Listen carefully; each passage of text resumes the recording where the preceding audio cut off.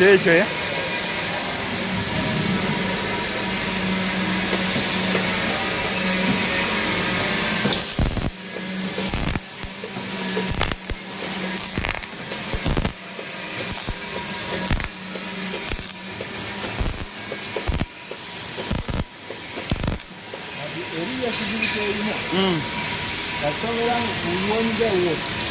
Iwaye duka budusi.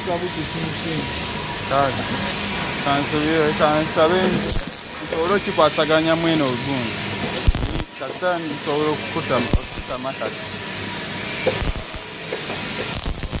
Lwajja teyateekera naye saakitama.